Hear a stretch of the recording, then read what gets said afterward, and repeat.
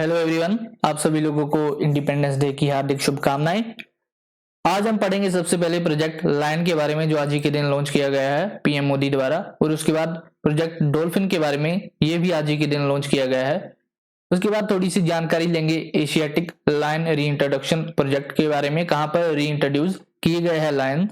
उसके बाद पढ़ेंगे नेशनल डिजिटल हेल्थ मिशन के बारे में, ये भी आज ही के दिन लॉन्च किया गया है। फिर सृजन एक पोर्टल लॉन्च किया गया है डिफेंस मिनिस्ट्री द्वारा, उसके बारे में जानेंगे। Universal ratification to child labour convention, इसके बारे में पढ़ेंगे। यूनिवर्सल रेटिफिकेशन होती क्या है और चाइल्ड लेबर कन्वेंशन कौन सा था, कौन सा कन्वेंशन था और नंबर क्या था उसका। छठे शेड्यूल के बारे में पढ़ेंगे, जो हमारी कॉन्स्टिट्यूशन का 6th शेड्यूल है, उसके बारे में जानेंगे। कौन सी स्टेट में लागू किया गया है ये और क्यों आजकल न्यूज में है, इसके बारे में भी जानेंगे। सीड बॉम्ब्स के बारे में पढ़ेंगे हम, एरियल सीडिंग के बारे में पढ़ेंगे। ओपीवी सार्थक यानी कि ऑफशोर पेट्रोलिंग वेसल नाम रखा गया है इसका सार्थक, इसके बारे में जानेंगे। इंडियन कोस्ट गार्ड के बारे में पढ़ेंगे और आखिर में हम जानेंगे पूरा इनिशिएटिव के बारे में। तो वीडियो को अंत तक जरूर देखिएगा, और अगर आपने हमारा चैनल अभी तक सब्सक्राइब नहीं किया तो चैनल को सब्सक्राइब जरूर कर ले। शुरू करते हैं सबसे पहले प्रोजेक्ट लायन और प्रोजेक्ट डॉल्फिन के साथ। तो ये भी आपको पता होना चाहिए सबसे पहले कि कितने साल हो गए हमें आजादी मिले हुए। 74 साल हो चुके हैं हमें आजादी मिले हुए। 2020 में हमने 74वां इंडिपेंडेंस डे मनवाया। जो प्रोजेक्ट लायन है उसको पढ़ते हैं सबसे पहले। क्या होगा इससे, कंजर्वेशन होगी एशियाटिक लायंस की। एशियाटिक लायंस कहां पाए जाते हैं, ये पाए जाते हैं गुजरात में। गुजरात में कहा, गिर में, गिर सेंचुरी है, वहां पर पाए जाते हैं एशियाटिक लायंस। और क्या करेगा ये प्रोजेक्ट लायन प्रोजेक्ट, एड्रेस करेगा ह्यूमन वाइल्ड लाइफ कन्फ्लिक्ट को। कैसे एड्रेस करेगा, by participation of local communities living closer to lion landscape. जो लोकल लोग हैं जो लायन सेंचुरीज के पास में रहते हैं, उनकी पार्टिसिपेशन, उन्हें इन्वॉल्व करेगा ये इस प्रोजेक्ट में। क्यों जरूरी है अभी कंजर्व करना एशियाटिक लायंस को, बिकॉज देखिए 2020 में 92 लायंस की डेथ हो गई और 2018 में 59 लायंस की डेथ हुई है। तो इसलिए इनकी कंजर्वेशन जरूरी है, क्योंकि सिर्फ भारत में ही एशियाटिक लायंस बचे हुए हैं, और भारत में भी कहां पर सीमित है, सिर्फ गुजरात में गिर तक सीमित है। जो 2018 में 59 लायंस की डेथ हुई थी वो किस वजह से हुई थी, वो हुई थी कैनिन डिस्टेंपर वायरस के बारे में। तो इसके बारे में भी आपसे पूछा जा सकता है, कैनिन डिस्टेंपर वायरस कहां आउटब्रेक हुआ था, ये हुआ था गिर सेंचुरी में। गिर कहां पर है, गुजरात में। किससे रिलेटेड है, कौन से एनिमल से, ये भी पूछा जा सकता है, लायन से रिलेटेड है। तो ये याद रखना है आपने इसको। एशियाटिक लायन कंजर्वेशन प्रोजेक्ट ये पहले भी लॉन्च किया गया है। अभी हमने जो लायन प्रोजेक्ट लॉन्च किया है वो इसका ही अगला पार्ट है, इसी को एनहांस करेंगे। और तो ये लॉन्च किया गया था एनडीए गवर्नमेंट द्वारा, जो बीजेपी की गवर्नमेंट आई थी, पहला टर्म था जो उसका 2014 में आई थी, उन्होंने लॉन्च किया था ये एशियाटिक लायन कंजर्वेशन प्रोजेक्ट। किसने लॉन्च किया था, ministry of environment, forest and climate change.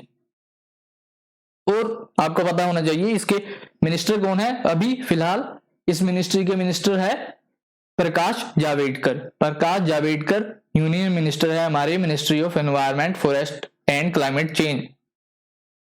अब पढ़ते हैं एशियाटिक लायन री इंट्रोडक्शन प्रोजेक्ट। तो क्यों जरूरत पड़ी पहले तो री इंट्रोड्यूस करने की लायंस को। तो देखिए, जैसे कि आपको पता होगा एशियाटिक लायन सिर्फ गुजरात में पाए जाते हैं। इससे होगा क्या, वो सिर्फ वहीं तक सीमित है। अगर वहां पर कोई नेचुरल डिजास्टर हो जाए, कोई भी आपदा आ जाए, तो उनकी जान को खतरा हो सकता है। इससे उनकी पूरी पॉपुलेशन को खतरा हो सकता है, वो एक्सटिंक्ट भी हो सकते हैं। तो इसलिए इन्हें री इंट्रोड्यूस किया गया। कहां पर किया गया, Kuno wild life sanctuary. Kuno wild life sanctuary कहां पर है, मध्य प्रदेश में। ये भी एक क्वेश्चन बन गया, कूनो वाइल्ड लाइफ सेंचुरी कहां पर है, मध्य प्रदेश में। क्यों यहां पर इंट्रोड्यूस किया गया है, बिकॉज गुजरात के पास में है मध्य प्रदेश, क्लाइमेटिक कंडीशंस है जो वो गुजरात और मध्य प्रदेश की काफी ज्यादा मिलती है, इसलिए लायंस को गिर सेंचुरी से कूनो वाइल्ड लाइफ सेंचुरी में इंट्रोड्यूस किया गया है। याद रखना है कूनो वाइल्ड लाइफ सेंचुरी कहाँ है, मध्य प्रदेश में। अब पढ़ते हैं प्रोजेक्ट डॉल्फिन के बारे में। क्यों लॉन्च किया गया? कंजर्व और प्रोटेक्ट करने के लिए डॉल्फिन्स को। डॉल्फिन्स इन रिवर्स, कहां पर? Dolphins in reverse and ocean in the country. याद रखना है आपने। डॉल्फिन्स के बारे में जान लेते हैं। इंडिया में दो प्रकार की डॉल्फिन्स पाई जाती है मेनली, गैंजेटिक डॉल्फिन्स और इरावदी डॉल्फिन। जो गैंजेटिक डॉल्फिन्स है वो फ्रेश वाटर डॉल्फिन है, याद रखना है आपको। Gangetic dolphin fresh water dolphin है, और जो दूसरी बताई मैंने इरावदी डॉल्फिन वो सॉल्ट वाटर डॉल्फिन है, ये याद रखना है। तो जो ये प्रोजेक्ट डॉल्फिन लॉन्च किया गया है उसका प्राइमरी फोकस कहां रहेगा? गैंजेटिक डॉल्फिन के ऊपर। गैंजेटिक डॉल्फिन के ऊपर उसका प्राइमरी फोकस रहेगा। और इंपॉर्टेंट बात क्या याद रखनी है आपको गैंजेटिक डॉल्फिन्स के बारे में, ये हमारा नेशनल एक्वेटिक एनिमल है। हमारा नेशनल एक्वेटिक एनिमल क्या है? Gangetic dolphin. 2010 में इसे डिक्लेयर किया गया था national aquatic dolphin. National aquatic animal India का डिक्लेयर किया गया था गैंजेटिक डॉल्फिन को 2010 में। जो प्रोजेक्ट डॉल्फिन है उसमें इन्वॉल्व होगी कई सारी मिनिस्ट्री इन्वॉल्व होगी, जैसे ministry of Jal Shakti, ministry of agriculture and farmer welfare, ministry of shipping, ministry of fisheries, shipping, animal husbandry, ministry of power, ministry of rural development. पता क्या होना चाहिए आपको कि अभी हमारे पास इंडिया में अराउंड 3700 गैंजेटिक डॉल्फिन्स है इंडिया में। इससे क्या पता चलता है गैंजेटिक डॉल्फिन से? They are considered as ideal ecological indicator of healthy riverine ecosystem. मैंने अभी आपको बताया था कि गैंजेटिक डॉल्फिन सिर्फ फ्रेश वाटर में मिलती है, तो फ्रेश वाटर होगा तो मतलब हेल्दी रिवर होगी, मतलब रिवर की कंडीशन अच्छी होगी, तभी वहां पर गैंजेटिक डॉल्फिन सरवाइव कर पाएगी। तो ये पता होना चाहिए आपको प्रोजेक्ट डॉल्फिन के बारे में और गैंजेटिक डॉल्फिन्स के बारे में। प्रोटेक्शन स्टेटस क्या है इनका? आईयूसीएन स्टेटस है इनका एंडेंजर्ड। याद रखना आईयूसीएन स्टेटस है एंडेंजर्ड। और लिस्टेड कहां पर है? अंडर साइट्स के अपेंडिक्स 1 में है। और जो हमारा वाइल्ड लाइफ प्रोटेक्शन एक्ट है इंडिया का 1972 उसके अंडर शेड्यूल 1 में है। और इंपॉर्टेंट बात, विक्रमशिला गैंजेटिक डॉल्फिन सेंचुरी, ये इकलौती ऐसी सेंचुरी है फॉर गैंजेटिक डॉल्फिन। याद रखना है विक्रमशिला गैंजेटिक डॉल्फिन। इसकी लोकेशन भी पूछी जा सकती है। लोकेशन कहां पर है इसकी? बिहार में। बिहार में स्थित है विक्रमशिला गैंजेटिक डॉल्फिन सेंचुरी। याद रखना है देश की एकमात्र सेंचुरी है गैंजेटिक डॉल्फिन्स के लिए। अब पढ़ते हैं अगला topic, national digital health mission. ये भी आज ही के दिन लॉन्च किया गया है पीएम मोदी द्वारा। होगा क्या इससे? डिजिटलाइज किया जाएगा। पहले तो ऑनलाइन सिस्टम बनाने की बात की जा रही है आपकी हेल्थ को, मतलब हर एक इंडियन को एक हेल्थ आईडी कार्ड प्रोवाइड करने की बात कही गई है। Under this mission every Indian is to get a health ID card. अब आईडी कार्ड से होगा क्या? उस आईडी कार्ड से उसमें इंफॉर्मेशन होगी आपके बारे में, आपके जो पास्ट मेडिकल कंडीशंस होगी, जो ट्रीटमेंट आपने लिए है, जो डायग्नोसिस हुए हैं आपको, वो सारी इंफॉर्मेशन उस आईडी कार्ड में होंगे। तो जैसे ही आप कहीं नए हॉस्पिटल में जाओगे या कहीं भी जाओगे तो डॉक्टर आपका वो चेक करेगा कार्ड, वो आपकी पूरी मेडिकल हिस्ट्री जान लेगा, उसके अकॉर्डिंग ही वो आपको रेफर करेगा या आगे मेडिसिन प्रोवाइड करेगा। ये इंपॉर्टेंट पॉइंट है, ये याद रखना है। और ऑपरेट किसके अंडर करेगा? ये जो मिशन है वो करेगा अंडर प्रधानमंत्री जन आरोग्य योजना, और जिसे हम कहते हैं आयुष्मान भारत। प्रधानमंत्री जन आरोग्य योजना के अंडर ये ऑपरेट करेगा।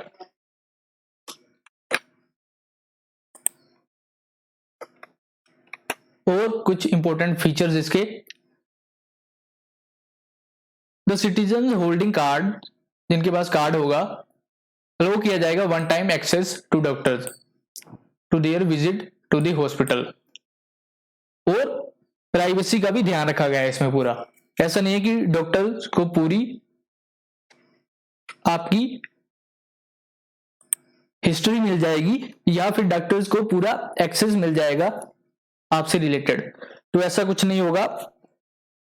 पेशेंट के पास ही रिकॉर्ड रहेगा और पेशेंट की मदद से ही डॉक्टर उस रिकॉर्ड को ओपन करवाएगा। डॉक्टर को पूर्ण रूप से आपकी मेडिकल कंडीशन का एक्सेस नहीं दिया जाएगा, वो सारा एक्सेस आपके पास ही रहेगा, पेशेंट के पास ही रहेगा। जब पेशेंट चाहे तभी डॉक्टर वो खोल पाएगा। और it also features teleconsultation and e pharmacies, तो टेलीफोन पर भी आप कंसल्ट कर पाएंगे डॉक्टर्स को और ई फार्मेसीज की भी मदद ले पाएंगे आप। About health ID card, the detail of prescription is to be logged in, तो जो भी डॉक्टर आपको प्रिस्क्राइब करेगा मेडिसिन, वो सारी आपके हेल्थ आईडी कार्ड में लॉग की जाएगी, सारी वहां लिखी जाएगी। और रिजल्ट ऑफ टेस्ट कंडक्टेड, जो आपके टेस्ट होंगे, रिपोर्ट्स होंगी, एडवाइज मेडिकेशन होगी, वो सब उसमें लिखा होगा। आपका जो टेस्ट कंडक्ट हुए हैं, डायग्नोसिस हुआ है, जो आपको ट्रीटमेंट दिए गए हैं, मेडिसिन, आपका सारी मेडिकल हिस्ट्री उस हेल्थ आईडी कार्ड में होगी। तो जब भी आप कहीं नए डॉक्टर के पास जा रहे हैं, आप उसे समझा नहीं पा रहे, कई बार होता है ऐसा कि आपको क्या पहले बीमारी थी, आपको कौन सी दवाइयां दी गई थी डॉक्टर द्वारा, तो ये प्रॉब्लम यहां से सोल्व हो जाएगी। आप जाकर सीधा अपना हेल्थ आईडी कार्ड डॉक्टर को दिखाएंगे और वो चेक कर पाएंगे कि पिछले डॉक्टर ने आपको क्या मेडिसिन प्रिस्क्राइब की है, आपकी कंडीशन क्या थी पहले, आपने कौन सा टेस्ट करवाया है, तो ये सब कुछ इस आईडी कार्ड में होगा। अब बात करते हैं अगले पोर्टल के बारे में। सृजन पोर्टल लॉन्च किया गया है डिफेंस मिनिस्ट्री द्वारा। कौन है हमारे डिफेंस मिनिस्टर? राजनाथ सिंह, इन्होंने लॉन्च किया गया है, 14 अगस्त को लॉन्च किया, कल के दिन लॉन्च किया है।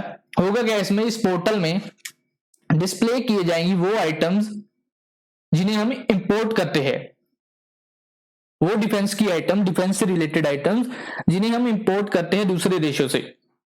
इससे क्या होगा, हमारे जो डोमेस्टिक इंडस्ट्री है उन्हें पता चलेगा कि हम क्या इंपोर्ट कर रहे हैं, हमें किस चीज की ज्यादा जरूरत है, कौन सी चीजें ज्यादा इंपोर्ट हो रही है, तो वो उन्हें खुद ब खुद बनाना चालू कर देगी। यहां पर अपने देश में मेक इन इंडिया करेगी। आत्मनिर्भर भारत का जो संकल्प लिया है हमें, वो इससे पूरा करेगी। तो यही है, सृजन पोर्टल के ऊपर आपको डिस्प्ले की जाएंगी वो डिफेंस से रिलेटेड चीजें जिन्हें हम इंपोर्ट करते हैं फॉरेन कंट्री से। ये याद रखना है आपने। डिफेंस मिनिस्ट्री ने लॉन्च की है, हमारे डिफेंस मिनिस्टर है राजनाथ सिंह। अब पढ़ते हैं universal ratification of child labour convention. तो अभी हाल ही में इंटरनेशनल लेबर ऑर्गेनाइजेशन है, यूनाइटेड नेशन की एक ऑर्गेनाइजेशन है इंटरनेशनल लेबर ऑर्गेनाइजेशन। इसने कन्वेंशन है इसका एक, worst form on of child labour also known as convention 182। ये भी याद रखना आपको, इसे हम क्या कहते हैं, कन्वेंशन 182 भी कहते हैं, या फिर worst form of child labour. इसने रिसीव किया है universal ratification after the kingdom of tonga ratified the same. सबसे पहले ये पढ़ते हैं यूनिवर्सल रेटिफिकेशन होती क्या है। इसका मतलब है कि जब सारे मेंबर्स होंगे जो ऑर्गेनाइजेशन के, वो उसे रेटिफाई कर देंगे, वो उस कन्वेंशन को साइन कर देंगे। मतलब जब सभी की सहमति मिल जाएगी उसे कहेंगे हम यूनिवर्सल रेटिफिकेशन। तो टोटल मेंबर है इंटरनेशनल लेबर ऑर्गेनाइजेशन के 187। तो अभी क्या हुआ है, 187 जो टोटल मेंबर है सबकी सहमति मिल गई है, सबने रेटिफाई कर दिया है कन्वेंशन 182 को। और जो लास्ट कंट्री थी जिसने रेटिफाई किया है वो है किंगडम ऑफ टोंगा। इसके बारे में भी आपसे एग्जाम में पूछा जा सकता है, किंगडम ऑफ टोंगा कहाँ है। तो यहां देखिए, ये जो आपको इमेज दिख रही है साथ में, यहां पर जो रेड बॉक्स के अंदर जो हल्के से आइलैंड दिख रहे हैं आपको, वो है टोंगा। तो आपको पता होना चाहिए टोंगा कहां पर है, पैसिफिक ओशियन में है टोंगा, इक्वेटर के नीचे है, मतलब सदर्न हेमिस्फीयर में मिलेगा आपको टोंगा।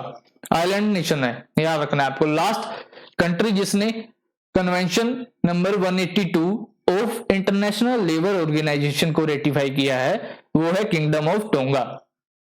अब पढ़ते हैं चाइल्ड लेबर के बारे में। According to international labour organisation child labour क्या है? तो चाइल्ड लेबर वो डिफाइन करते हैं कि child labour as work that deprives children to their childhood, their potential and their dignity that is harmful to their physical and mental development। तो ये definition दी गई है इंटरनेशनल लेबर ऑर्गेनाइजेशन द्वारा, या आपको पता होना चाहिए।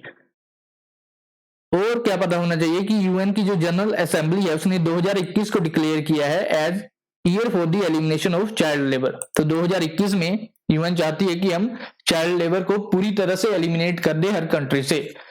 और चाइल्ड लेबर हमारा पार्ट भी है सस्टेनेबल डेवलपमेंट गोल का, ये भी याद रखना है। सस्टेनेबल डेवलपमेंट गोल का भी पार्ट है चाइल्ड लेबर को एलिमिनेट करना। और 2021 को चुना गया है for completely elimination of child labour by UN general assembly. Convention 182 क्या है? कन्वेंशन 182 क्या है? सबसे पहले अडोप्ट कब किया गया था इंटरनेशनल लेबर ऑर्गेनाइजेशन द्वारा? ये किया गया था 1999 में। कहां पर? जिनेवा में। जिनेवा कहां है? स्विट्जरलैंड में। याद रखना है Geneva is in Switzerland. Aim क्या है इस कन्वेंशन का? To protect children from the worst form of child labour. The worst form of child labour. और क्या होगी ये forms? Which include slavery, prostitution, trafficking, deployment of children in armed conflict and other condition that compromise their overall wellbeing. तो ये याद रखना आपने, worst form of child labour और कन्वेंशन 182 एक ही चीज है इंटरनेशनल लेबर ऑर्गेनाइजेशन की। और भी जो इंटरनेशनल लॉ है चाइल्ड लेबर के ऊपर उनके बारे में पढ़ते हैं। सबसे पहले तो UN convention on rights of child 1989। तो इसमें क्या बताया गया है कि चिल्ड्रन के भी कुछ अपने राइट होते हैं, वो भी ह्यूमन बीइंग्स है, उनके भी इंडिविजुअल राइट्स है।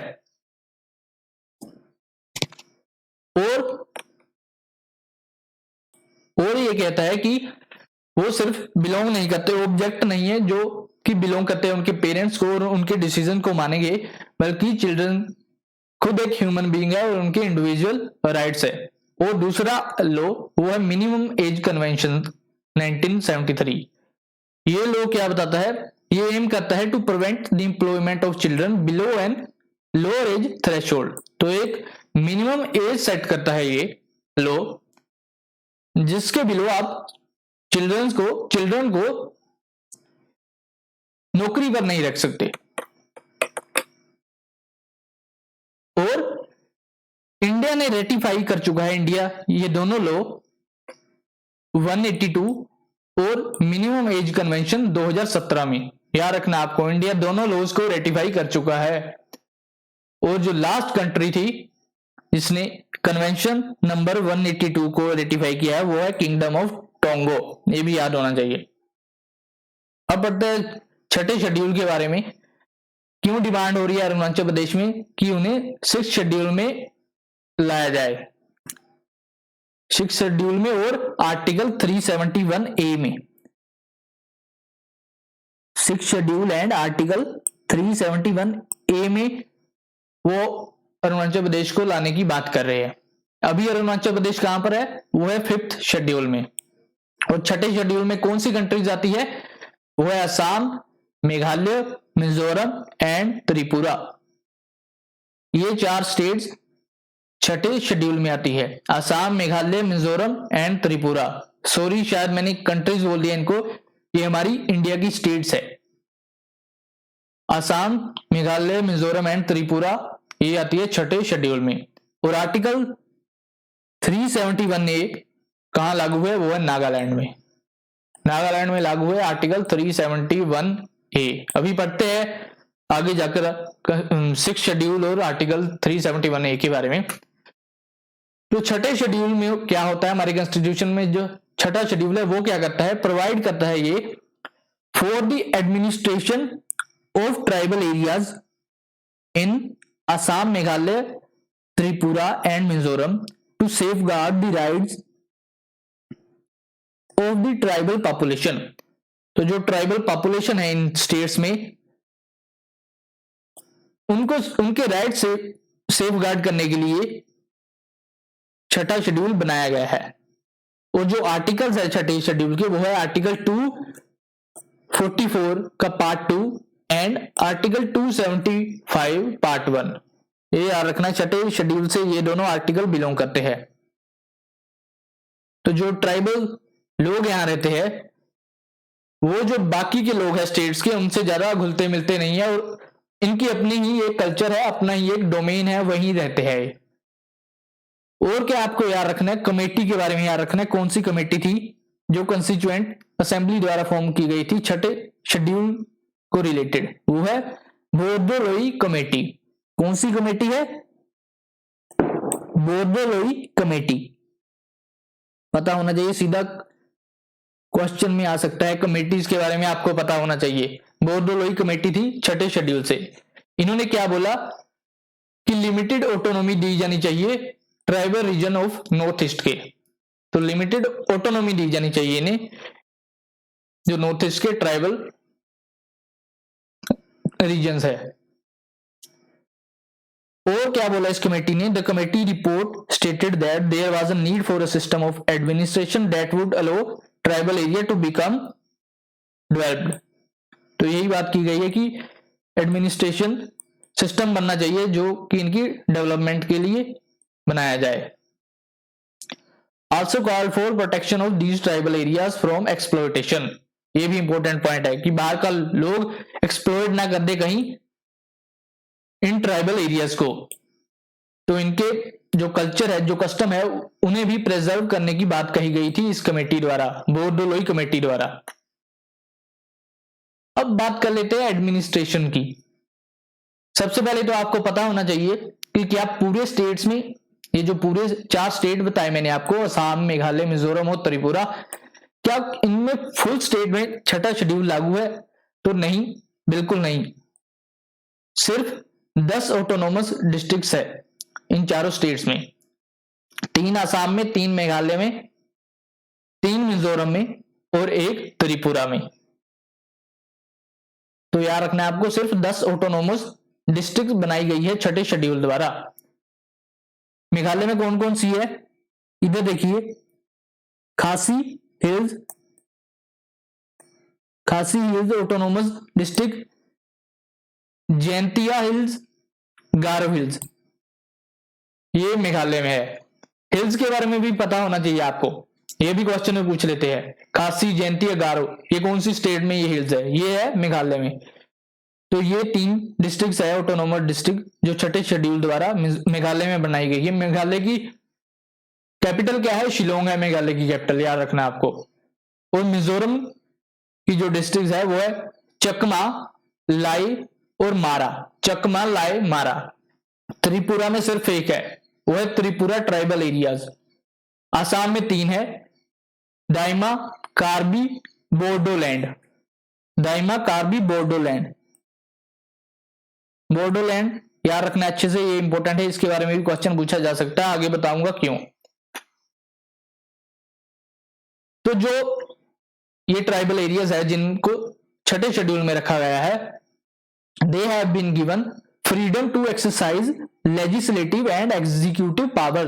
तो ये अपने रूल्स बना सकते हैं, अपनी इनकी एग्जीक्यूटिव पावर्स होती है। ऑटोनोमस रीजनल काउंसिल बनाने का मौका दिया गया है इन्हें, जिन्हें हम एडीसी भी कहते हैं, ऑटोनोमस डिस्ट्रिक्ट काउंसिल, जिनके अपने रूल्स होते हैं, अपनी रेगुलेशंस है। सिविल और जुडिशियल पावर दी गई है इन्हें। They can make laws on matters like land, forest, fishery, social security. तो इनके अपने लॉज चलते हैं, मतलब जो हमारे इंडिया के लॉज है उनसे अलग ये अपने लॉज बना सकते हैं, लैंड से related, forest, fishery, social security. But जो इंपॉर्टेंट पॉइंट है वो है ये, with due approval from governor. Governor का अप्रूवल लेना पड़ेगा इन्हें अपने लॉज बनाने में, ये भी याद रखना है। The acts passed by parliament and state legislature may or may not be levied in these regions. तो जो एक्ट पास करेगा हमारा पार्लियामेंट या स्टेट पार्लियामेंट इन 4 स्टेट्स का, वो इन ट्राइबल रीजन्स के ऊपर, इन एडीसीज के ऊपर लागू हो भी सकता है, हो नहीं भी सकता। वो डिपेंड किस पर करेगा, प्रेसिडेंट के ऊपर या गवर्नर के ऊपर। क्या वो सीधा उसी लॉ को वहां लगा देंगे या कुछ उसे मॉडिफाई करेंगे, तो वो डिपेंड करता है प्रेसिडेंट और गवर्नर के ऊपर। अब गवर्नर का कंट्रोल, क्या पावर्स है गवर्नर को छठे शेड्यूल से रिलेटेड, मतलब क्या कर सकता है इन ट्राइबल एरियाज में। Despite various degree of autonomy, आपको पता है ऑटोनॉमी दी गई है इन ट्राइबल एरियाज को। 6th schedule area does not fall outside the executive authority of state concern. तो ऐसा नहीं है कि बिल्कुल ही अलग है, बिल्कुल ही सब कुछ अलग चलता है इनका, ऐसे नहीं है। किसके अंडर आते हैं, गवर्नर के अंदर इन्हें रखा गया है। Governor is empowered to organise और रीऑर्गेनाइज द ऑटोनोमस डिस्ट्रिक्ट। तो गवर्नर एक ऑटोनोमस डिस्ट्रिक्ट बना भी सकता है और उसे बंद भी कर सकता है, मतलब उसे उसका दर्जा छीन भी सकता है। He can increase or decrease the area of autonomous district।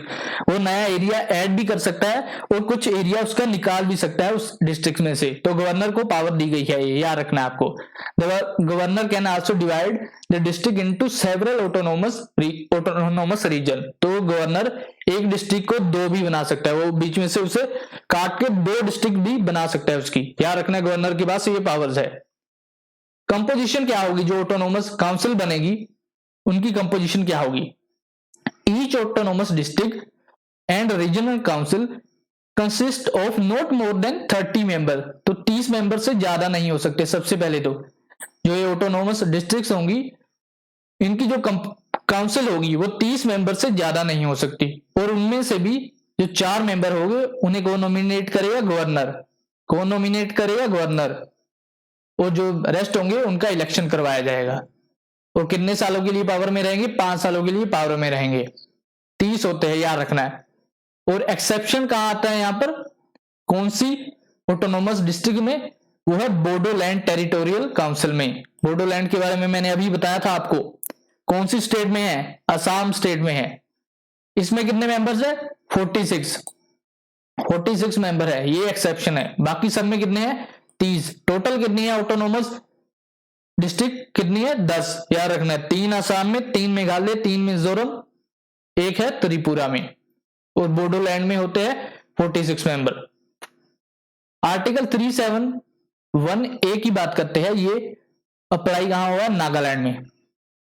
अब ये क्या कहता है article 371, the act of parliament relating to the following matters would not apply to Nagaland.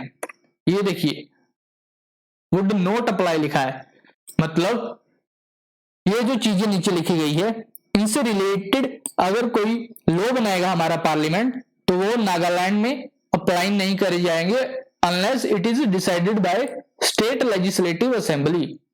तो अगर हमारा पार्लियामेंट, अगर मोदी जी कोई लॉ बनाते हैं तो वो सीधा नागालैंड में नहीं लागू किया जाएगा, वो वहां डिसाइड किया जाएगा नागालैंड की स्टेट लेजिस्लेटिव असेंबली के द्वारा। उसके बाद ही उसे नागालैंड में अप्लाई किया जाएगा। कौन कौन से वो रीजन है, वो है सबसे पहले तो रिलीजियस और सोशल प्रैक्टिसेस ऑफ नागाज। तो आपको पता है नागाज रहते हैं नागालैंड में। नागा कस्टमरी लॉ के ऊपर अगर कोई लॉ बना दिया जाए वो भी नहीं लगेगा। Administration of civil and criminal justice involving decision according to Naga customary law, ownership and transfer of land and its resources. तो ये देखिए, ये भी इंपॉर्टेंट पॉइंट है, लैंड से रिलेटेड भी है। तो ये याद रखना आपने 371A के बारे में, नागालैंड में लागू किया गया है इसे। अब बात करते हैं सीड बॉम्ब के बारे में। Solution to man animal conflict, कैसे ये सोल्यूशन है मैन और एनिमल के कन्फ्लिक्ट, कैसे सोल्व करेगा इसे देखते हैं। सबसे पहले तो Orissa Athagarh forest division has started casting seed ball. तो आपको पता होना चाहिए, यहां से क्या पता चल रहा है, अथागढ़ फॉरेस्ट डिवीजन कहां पर है, उड़ीसा में है।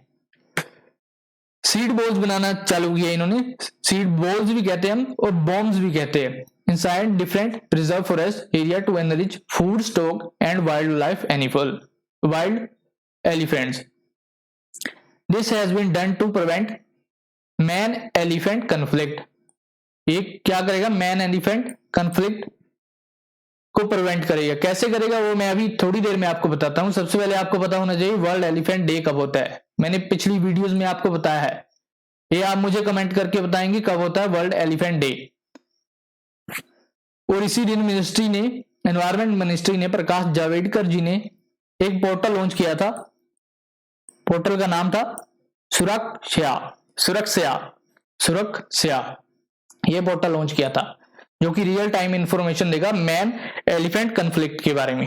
ये था इसके बारे में। अब आप बताएंगे वर्ल्ड एलिफेंट डे कब होता है। बात करते हैं अब सीड बॉम्ब्स की। तो seed bomb is a little ball की तरह होती है, made up of compost, clay और सीड। 3 चीजों का बना होता है, कंपोस्ट का, क्ले का और सीड का। तीनों को मिला दिया जाता है आपस में और बॉल बना के फिर इसे फेंक दिया जाता है। मतलब जो एलिफेंट का रीजन होगा हम उसमें बिना जाए ही दूर से फेंक सकते हैं उस बॉल को, और वो बॉल क्या करेगी, जो उसके अंदर जो सीड होगी वो प्लांट वहां पर उग जाएगा। तो ऐसे हम एलिफेंट के रीजन के अंदर जाए बिना दूर से वो सीड वहां पर फेंक देंगे और फिर एलिफेंट हमारे रीजन में नहीं आएगा क्योंकि उसे अपने रीजन में ही खाना मिल जाएगा।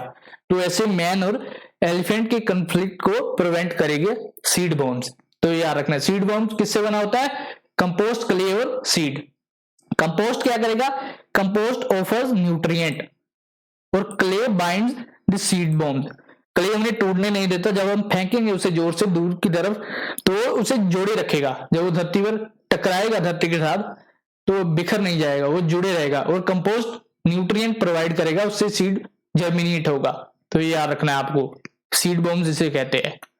एरियल सीडिंग क्या होती है? अब जब हम सीड बॉम्ब्स को स्प्रे करेंगे थ्रू एरियल डिवाइस, मतलब हम प्लेन्स की मदद लेंगे, हेलीकॉप्टर्स की या ड्रोन्स की, सीड बॉम्ब्स को फेंकने के लिए, उन्हें थ्रो करने के लिए, उसे हम कहेंगे एरियल सीडिंग। क्या कहेंगे? Aerial seeding. रिसेंट इनिशिएटिव क्या है एरियल सीडिंग की? ये भी कुछ दिनों पहले न्यूज में थे इसलिए पढ़ा रहा हूं। Udaipur has been chosen for experimenting seed bombing मतलब aerial seeding technique to increase forest cover in Rajasthan. तो राजस्थान में आपने देखा होगा फॉरेस्ट कवर कम है राजस्थान का, तो उसे इंक्रीज करने के लिए एरियल सीडिंग की मदद ली जा रही है। और हरियाणा गवर्नमेंट भी अरावली रीजन में एरियल सीडिंग की मदद ले रही है ग्रीन कवर इंप्रूव करने के लिए। आई होप आपको एरियल सीडिंग और सीड बॉम्ब के बारे में अच्छे से पता चल गया होगा। अब बात करते हैं ओपीबी सार्थक के बारे में। ओपीबी क्या है? सबसे पहले तो ऑफ शोर पेट्रोल वेसल, इसे कहते हैं OPB, for Indian coast guard. Indian coast guard के पास होता है। तो उन्होंने एक शिप नहीं आई है उनके पास, वो है, उसका नाम है सार्थक। सार्थक है नाम। ऑफ शोर पेट्रोल वेसल का नाम है सार्थक। और एक चौथा ऐसा वेसल बनाया गया है। 5 बनाने की तैयारी है और एक चौथा बन चुका है, मतलब एक ही बचा, एक बन जाएगा। और किसने बनाया है इसे? ये आपको पता होना चाहिए। वो बनाया है गोवा के शिपयार्ड लिमिटेड ने, GSL ने। मेक इन इंडिया प्रोजेक्ट के तहत इसे बनाया गया है। तो ये आपको सार्थक के बारे में पता होना चाहिए। सार्थक क्या है? ऑफ शोर पेट्रोल वेसल है एक। बात करते हैं इंडियन कोस्ट गार्ड की। इंडियन कोस्ट गार्ड इनोग्रेट कब किया गया था? शुरुआत कब हुई थी इसकी? 1978 में, 19 अगस्त को भी हुआ, 19 अगस्त 1978 को। और किसके अंडर काम करता है? मिनिस्ट्री ऑफ डिफेंस के अंडर। हेड किसके द्वारा किया जाता है इसे? Director general Indian coast guard, DGICG। और इनका हेडक्वार्टर कहां पर है? न्यू दिल्ली में इनका हेडक्वार्टर है।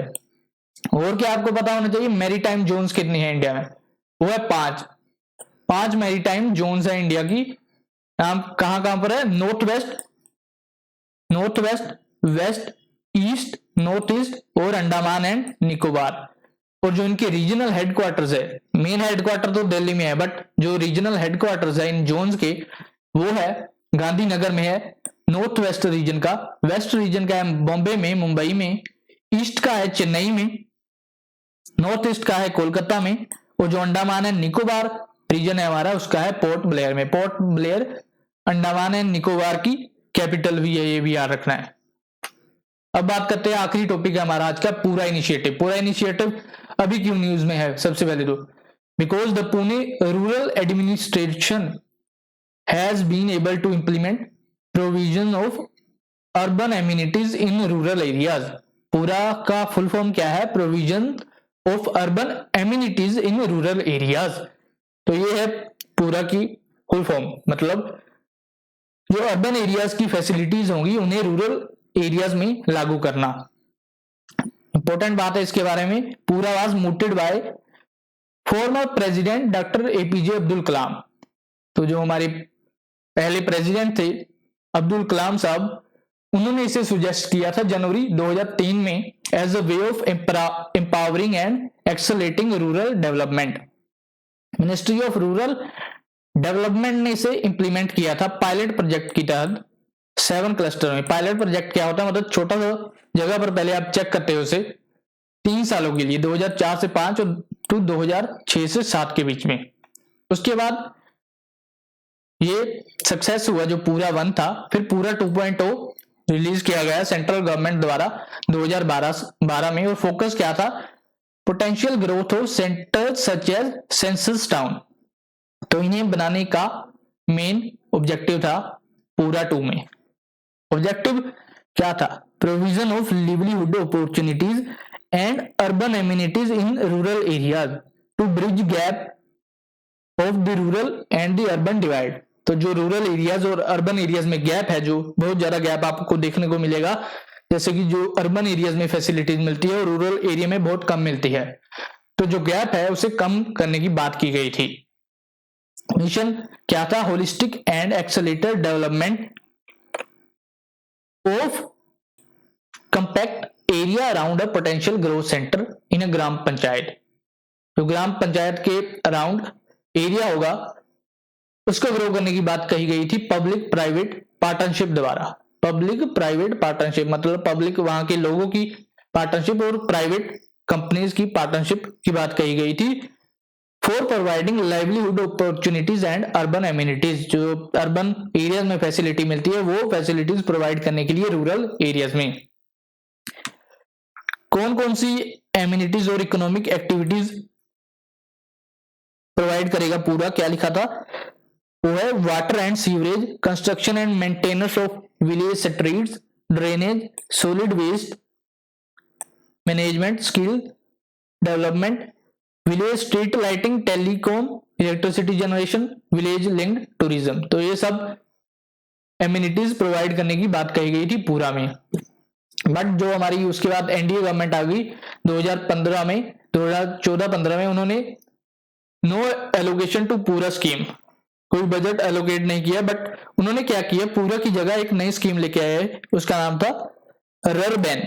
मतलब रूरल में से आगे के 3 निकाल दिए गए शब्द रूर, और अर्बन में से पीछे के 3 बैन, मतलब अर्बन के बैन निकाल दिए। रूर बैन मिशन लॉन्च किया उन्होंने। सेम मिशन था, यही चीज थी जो पूरा में बताई गई है वही इसमें भी बताई गई थी। तो आई होप आप लोगों को काफी नॉलेज मिली होगी आज के दिन। और अगर आपको हमारी वीडियो पसंद आए तो लाइक और शेयर जरूर कीजिएगा और हमारे चैनल को सब्सक्राइब जरूर कर लें। धन्यवाद।